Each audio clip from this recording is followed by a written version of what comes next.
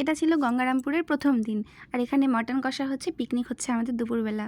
আর তার মাঝখানে আমি একটু কদবেল খেয়ে নেব। তোমার হাতে এটা কদবেল এটা দেখো কি করবে কদবেল? দিদি মাখা করে দিবে আর আমি খাবো। ফার্স্ট টাইম নাকি? হ্যাঁ, আগে খাই নাই, দেখলামও প্রথম, খাবো প্রথম। ওই যে গাছটাও দেখা যাচ্ছে, ওইদিকে আছে গাছটা।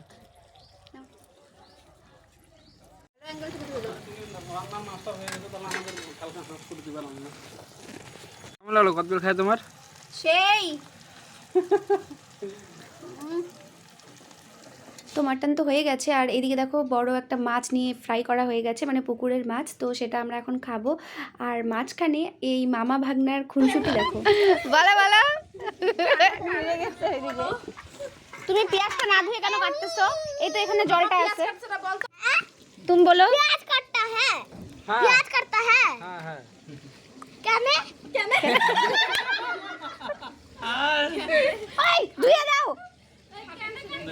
भाई ভাগনা আমার ভালো ইংলিশ বলা বলা, তারপরে কি হিন্দি বলতে শিখে গেছে। তো যাই হোক, মাছ ভাজা বলো কেমন খাওয়ার লাগছে পালা। খায়? তো আমিও খাবো আর তোমাদেরকে অবশ্যই বলবো যে কিরকম হয়েছে খেতে।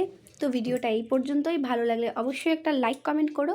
দেখা হচ্ছে নেক্সট কোনো একটা ভিডিওতে। যতদিন যাবে ভালো থেকো, সুস্থ থেকো, টাটা।